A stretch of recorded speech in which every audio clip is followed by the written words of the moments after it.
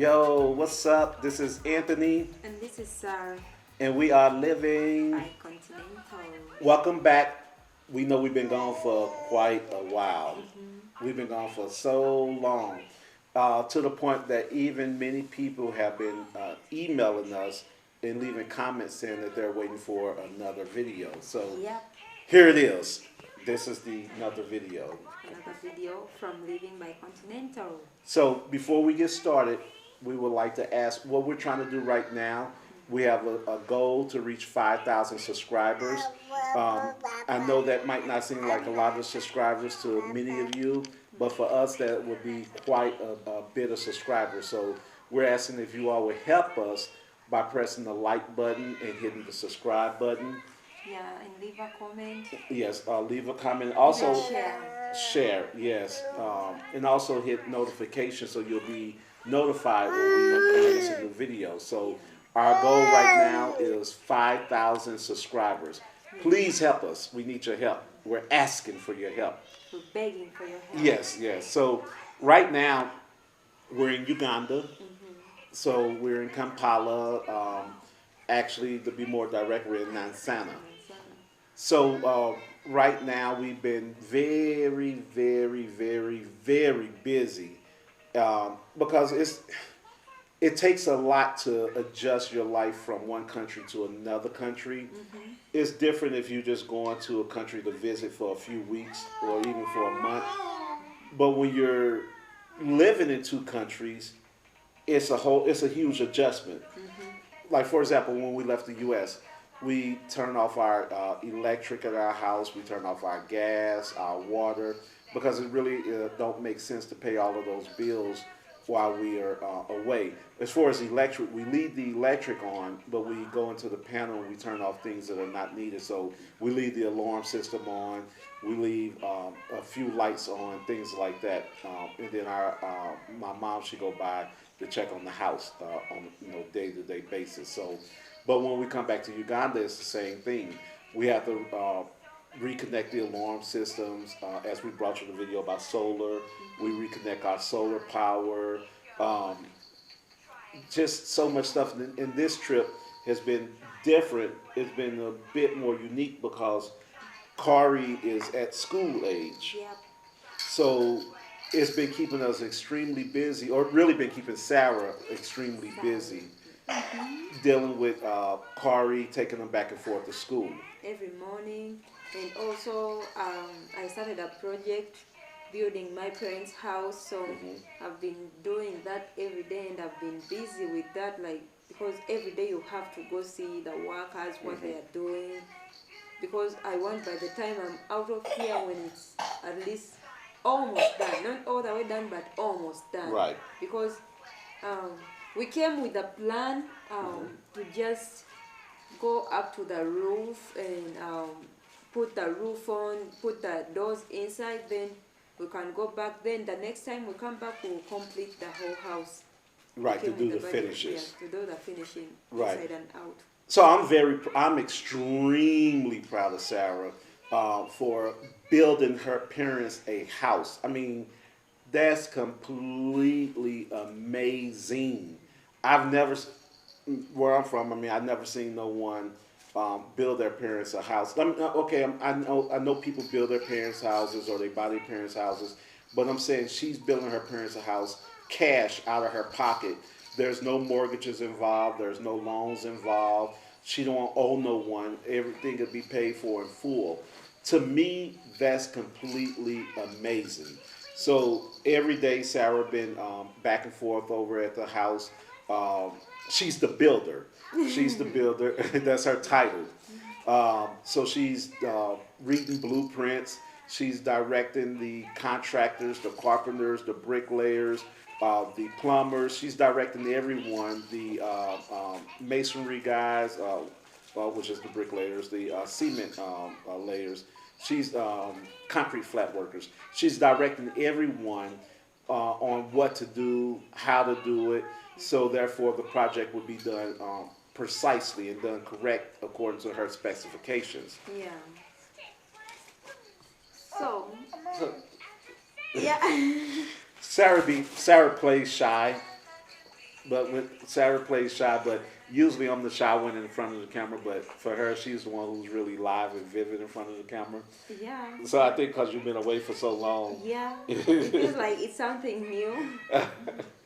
So dealing with the house, dealing Yeah. with how do you feel building the house for your parents? Um, I feel real good. Like it's exciting, first of all, and from the beginning, I thought it was something that's gonna be easy, but it's not easy at all. Building a house is a load. Like what type So, of challenges are you facing? like we the only challenge I've faced so far is people around. Like not everyone like what I'm doing for my parents. Yes, people do not like what I'm doing for my parents. Some of them just come, they come by, maybe say hi to my mom, and they go back and say, start saying that she thinks she can do it. Like I don't think she can finish that. Blah blah blah, all those things. So it's a challenge to me because um, I feel like at least we were struggling, we grew up struggling, like we were not rich. So I feel like at least someone must be, it's not a must because everyone have their own ways of thinking, but at least don't be upset when at least they have reached an extent where at least a child they raised in struggle, in the worst condition, is doing something for them, and somebody is feeling bad, like they want them to stay in a poor way, like where they were. Though I'm never gonna allow that. Yeah, I'm never gonna allow that discourage me. And so far, the prices, that's a challenge. Like The challenge she's having with prices is Sarah can negotiate. And if someone tell her that they want this much, she talks them down to almost a half of what they want. So Sarah never pays full price. So I don't know how that's a challenge. I can't see how that's a challenge. Sarah is really good at negotiating prices and costs.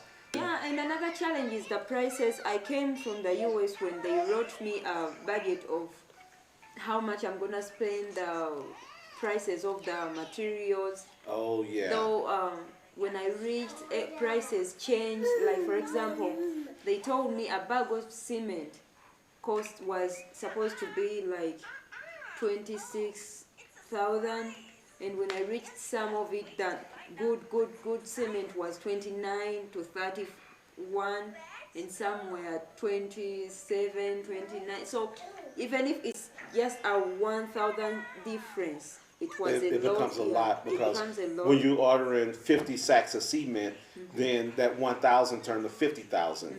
Or if you ordering 70, that turns to 70,000. Or that 2,000 become 140,000. So that is a challenge right there. How did you make it through those challenges? Um, um, I just had to do it because like you can't be like, oh, they increased 1,000 difference, so I'm not gonna do it. I had Right. to do it. Like I had no choice but to just buy it and just keep looking for ways. Even Amari. I won't say that 100% responsible for the house. I have sisters and they have been helping in a way that one of my sisters said that Hadi said that she'll be responsible for the tails in the whole house, like putting down the tails. Fatty said that she's responsible for the doors and every other thing. So the rest is mine. The finishing, building up the whole structure is my responsibility. But Hadi said that the tails, the floors, is her responsibility. She'll take care of that. And Fatty, the doors, windows, all those Right. things, she's responsible for that. So having their help is a lot, and having the support of Anthony. Sometimes I come back home when I'm discouraged, when I'm like, I don't know if I can do it, and he's like, I'm here for you. Sometimes talk to me about some stuff, and I'm here to listen, I'm here to help you. So And the number one thing I tell you every time is you would not fail. I would not allow you to fail. this project will be, you will be very successful because I'm going to stand behind you 1,000% on this project. So I don't have no fears that she's going to, that these challenges will overcome her. I know that she will overcome the challenges. So I'm very proud of her. I mean, building a house for your parents is extremely amazing. So how far are you right now on the house? Where are you at in construction? So far, on the wall plate, like they are about to finish the structure up to the wall plate, and after that, we're gonna do the roof. Okay. The roof is gonna be a big challenge because what I calculated is not what I found.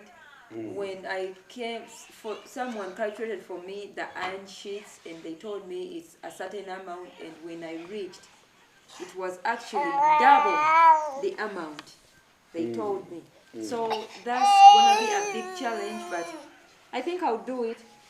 Okay. Yeah, you will. You'll be able to you'll be able to overcome that challenge, just like every other challenge.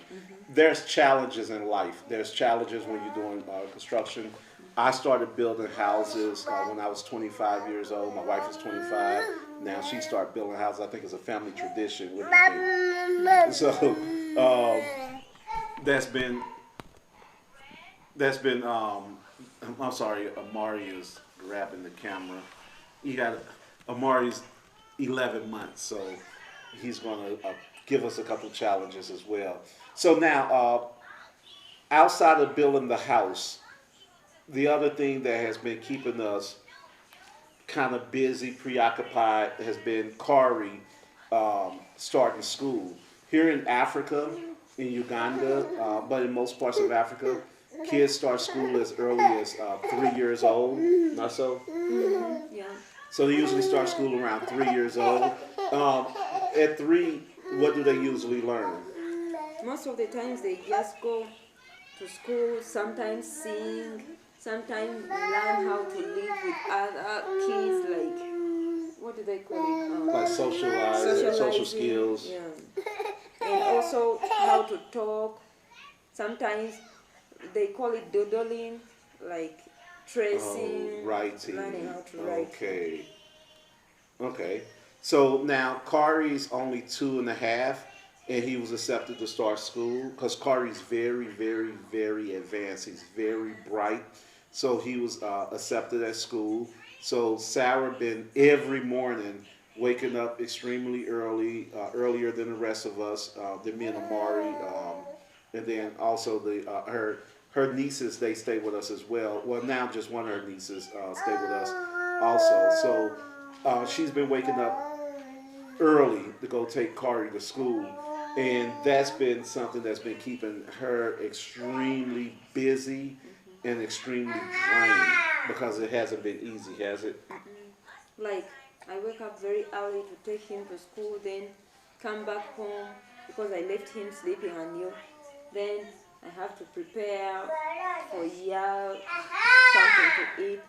Then after that, I have to go still look at the project when they are starting. Then when I look at the beginning and see what they are gonna do, how they are gonna do it, then instruct them on how I want everything to be. Then later I come back home, prepare lunch.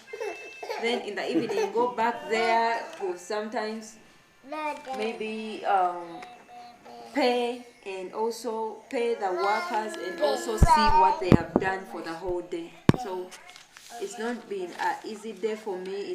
I've been up and down, but today I've got some time because it's been raining since morning. So I wasn't able to go see what they are doing, but they are doing something, and I just called my sister to look around for me and tell them what I need, because most of the times when they make a mistake and you reach there when they made a mistake, you just have to break whatever mistake they have made and you tell them to do it again. So, and that's costing. Yeah, that costs a lot. That definitely costs a lot. So, building the house, Kari been in school. I remember the first day Kari went to school. Well, I think it was the second day when your sister took them to school, Rashida, and I escorted them to school. So it was really The very. first day I took him. Yeah, you took them the first Yeah. day. The second day you took Yeah, him. me and Rashida took them the second day, and I was really happy. I mean, it felt good to see my little 2.5-year-old going to school. So one of the things Sarah asked the teacher to focus on for Kari with school is writing, Yeah. because he knows all his alphabets. He knows phonics. He knows numbers. He could count up to 40 at least. He knows all his body parts, every body part. He knows quite a bit. And he's even, now he knows some small Uganda, which is the local language here. So when he's giving me or mom or anybody something, he say kwata, which means here. Yeah. He know how to say jangu, which means come. He calls his grandmother Jaja. So he's speaking some. He's learning Luganda, which is really excellent. So he'll be bilingual, which is really wonderful. So that's been another thing that's been keeping us busy. The last thing that is keeping us extremely busy is we've been looking for land. The search for land, believe me, it is not easy at all. There's been challenge after challenge. Yeah. You'll go to a piece of land. Sarah went to a piece of land the other day. She loved the land. It was very nice, and somebody had just bought it. When you and Hattie went to see Yeah. that By one the land. time we reached the owner, she just said that somebody just paid for it like a few minutes ago. So Land in Uganda sells very fast. So it's and Sarah always told me that we should invest in land and invest in real estate. yeah. So why do you always say land and real estate? Because it's something that you can never lose. Like, for example, if you don't have a lot of problems, like some people can be like, I have problems and I'm gonna sell my land too fast, and they are gonna charge you, like, for example, if you bought it for 10 millions and you want it, you have a problem, somebody can even say that I'm giving you the same 10 millions or even less when you're rushing. But when you're not rushing and say I'm selling my land and you take your time, trust me, you're gonna get some money. And tell how fast do land grow here? How fast when you buy land? How fast does that investment grow? It grows too fast. Each year it can grow by a quarter. Is that it? Like, for example, 25%. yeah, 25% like of what you invested. Like, for example, last year we bought a piece of land in a certain area, and it was small, but it was in a nice area. So we are like, we're gonna invest in it. So we bought it for 10 million. No. Let me interrupt. I was in the U.S. I sent Sarah to Uganda, and Sarah, we have a other business venture here where we provide home alarm systems to people, and the money Sarah made from the alarms, or the money we made from the alarms, when Sarah got back to the U.S., I was like, okay, did you bring the money? It's like, oh no, I bought a piece of land with it. I'm like, okay, you didn't tell me about it. She's like, well, it was a good buy. It was a good piece of land. And if we just had the cash won't grow. So that made sense. So we always want to make sure every penny we have grows. We don't have money that we want to be stagnant. We don't have money that we want not to grow. So with the land, the thing is, like the land that she purchased a year ago, it has already grew. She purchased it for 10 million shillings, and now it's worth 15 million shillings. So that's extremely fast, almost doubled within a 12-month period. So imagine, and let me ask you, in about 5 years from now, what would that same piece of land be worth? Maybe like 25 or 30. It depends how the place is developing, and that area is developing too fast. So yeah, the more it develops, the more people build houses there, the more it develops. So investing in land and maybe buying land and living even if you don't build anything, when you purchase it and leave it there for a while, Okay. it's gonna make money. Like for example, in the area we're living in Nasana, you can buy land, for example, at 50 to 60 millions, and that very day that you bought it, you can sell it at 70 millions. Wow. Yes, you can sell it Wow. that very day, and people are gonna buy it. Wow. And then you also have, we have land in Gayaza, Bajuku. The Bujuko land is right now like 15 to 20, And we paid like 4.5. 4.5 for that, and it's now 15 or 20 million. That's a huge increase. And then what about Gayaza? The one in Gaza we paid 10 is now 25. The plots that we have so far, they have all increased in numbers, you know, so we've made money off of each plot we have. Right now we're looking for a new piece of land. Originally our intentions was to buy a piece of land so we could build our resort. Right now we kind of altered that, so we're looking for a piece of land where we could build some rental apartments. So, well, that was our first original. Our original was to build some apartments. Then we kind of veered off and say, let's build some resorts. But we're going to still do the resorts. The problem with the resort is that land that we last showed you, we wanted to purchase it, and actually the people who took us there were kind of frauds. Yeah. Yeah, they wanted to steal the money from us, so we went back there on our own and we called the owners and told them that we want to purchase your land, and they said that they have ever thought about selling it, but they haven't reached the final conclusion. So we told them that if they ever reach the final conclusion, to call us because we want to purchase it. Exactly. So the other ones were frauds. Yeah. And that's something you have to be careful with. Purchasing land in Uganda, they are frauds. Yeah, Anyway, you could find a person that is that's trying to just hustle you, that's trying to con you, and you have to be very, very, very alert to those things, and you have to do your due diligence. We always do our due diligence. We don't spend no money without doing our own research first. So we did our own research, and we found out they didn't have the ability to sell us that land. So we veered to the fact of selling, building resorts. But then now we came back to the rental apartments. So we seen the piece of land. Sarah and her sister been out like over the last weeks or so looking at land. And yes, last night when she came home, she was very excited about a piece of land that's near where we live. It's very nice. So she took me there this morning. The land is extremely nice. She's going to go talk to the broker today, try to negotiate the terms, the price that we want. We're cash buyers, so for me, if we don't have the money in our pocket, it's not meant for us. Yeah. So if they're willing to bargain and come down to the dollar amount that we have set, that we have in our pocket, then we will buy the land. If they're not willing to come down to that, you know, a lot of times here they'll say, okay, well, you bring what you have and you can set up payments for the rest. That's not our family philosophy. Whatever we buy is what we can afford.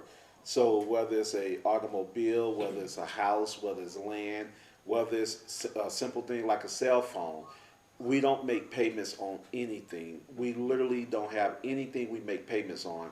The only thing that we have to make payments on is our utilities, electric, gas, internet, and that's mostly in the U.S. Here in Uganda, we prepay all our utilities, so we have more control over our utilities here in Uganda. So that's how we live our life. That's how we're teaching our boys to live their life as well. So that's where we're at with that. So we'll know today whether or not we'll have that piece of land, and if we do, we'll bring you all to the land and discuss what we're going to do. This land is really nice for us to build an apartment complex. Like here in Uganda, they call it flats, where you have maybe 3 different floors of apartments. So we discussed that maybe on that land we could fit 4 units on each floor, so that'll be 12 apartments. So once again, taking on that project, we will build the apartments, and we have to do it with what's in our pockets. We're not trying to take out no loans or anything like that. Now, if we get this particular land and build this project, 10 years from now, the value of that project and that land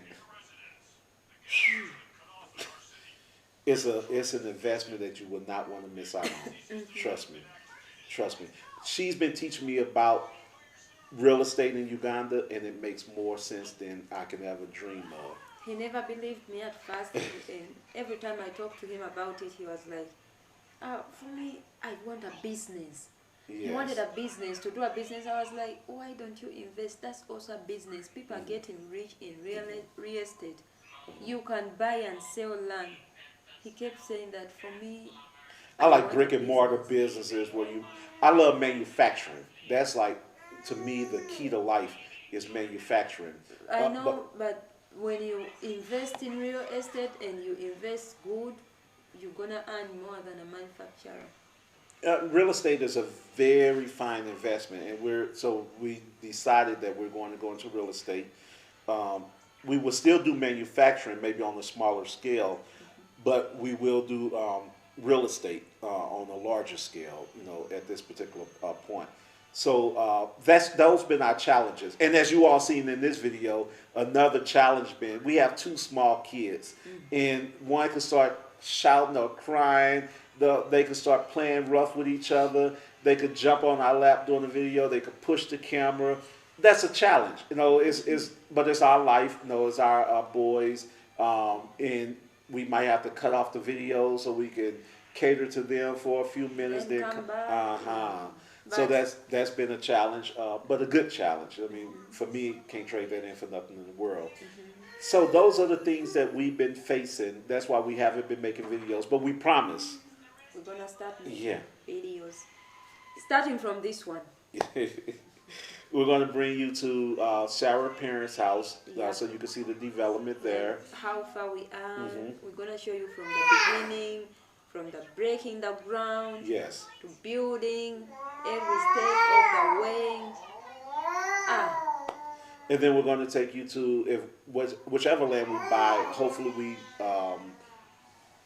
bargain and reach this strike a deal today on this particular land, and we'll take you there as well. You'll see that whole development as well. So we'll start including you all on everything we're doing. The last thing I want to say, we are 85% finished with the dating matchmaking website.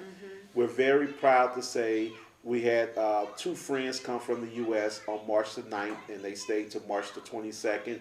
One got married to a Ugandan woman. Congratulations to them. And the other, he found him a beautiful Ugandan woman as well. And he would be back here soon for them to get married. We have another brother in the U.S. that we connected with a sister in Sierra Leone.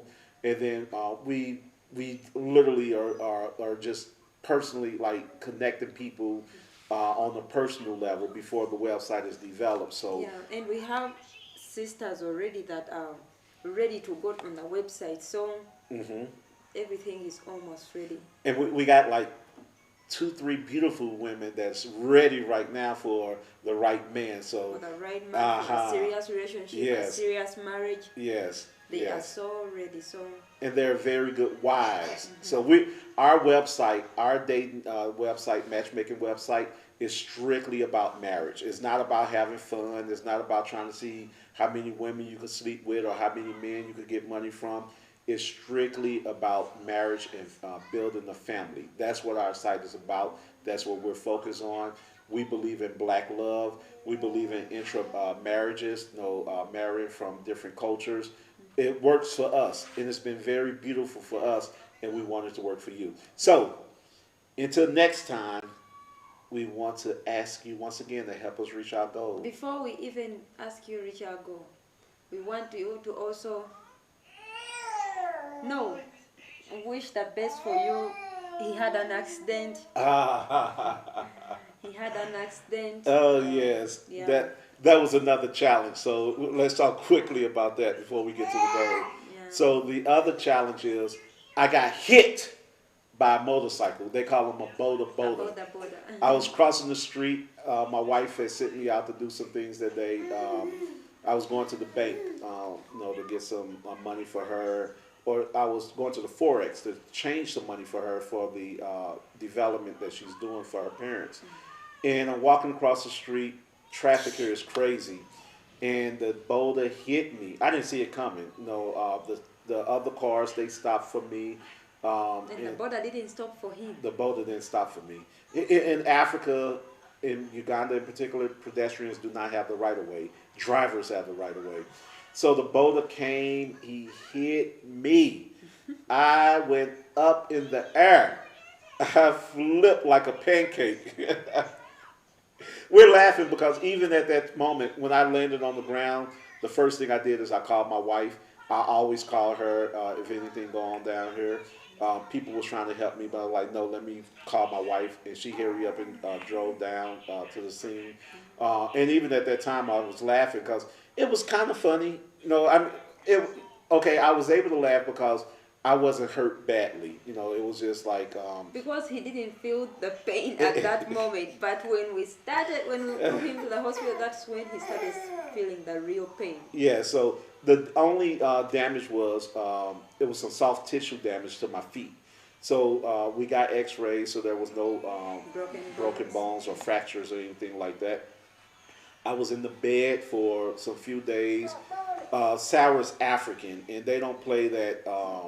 you just laying around, even if you're injured, they believe that from an injury, you need to get up, you need to mobilize yourself so that you can become healed. So she was making me walk from day one. So from the first day I started walking, getting myself together, and it's been about 2 weeks now. Yeah. So now I'm walking back regularly. Small pain in my feet, nothing major. By this weekend, I should be 100% back to my normal self. Matter of fact, by this weekend, I should be able to race her and beat her, running for at least maybe about a quarter mile race. He said I'm going to be recording. Yeah, she's going to be recording because she's going to be so far in the back, she ain't going to have nothing else to do but record. So... So I think this weekend I'll be able to race her and beat her. That's impossible. I always win. Hey, she always cheats. I always win. Cheats. I win. CHEATSARAH. Cheat Sarah. WIN. Win Anthony. Yes. Win. So until next time, we want to ask you all to really help us. He slapped me. Can you believe that? I got slapped on camera by an 11-month-old. I'm embarrassed. I'm very embarrassed. Okay, so he say if we don't get 5,000 subscribers, he's going to slap me again. Again and again. So please help us get 5,000 subscribers. So he don't be slapped by I don't want to get slapped by an 11-month-old. So share the video with your friends. Please share. Subscribe. If you know anyone that's into African culture and want to know more about Africa, or if you're African and want to know more about the U.S., we're your source. We live in both countries. So share this to anyone that want to know those things, anyone that is curious, and help us grow our channel. We would really appreciate it. And that way we can continue to bring you really good content every day. Here, baby boy. We can continue to bring you really good content every day. And it encourages us, and then we'll encourage you all. So help us reach that goal.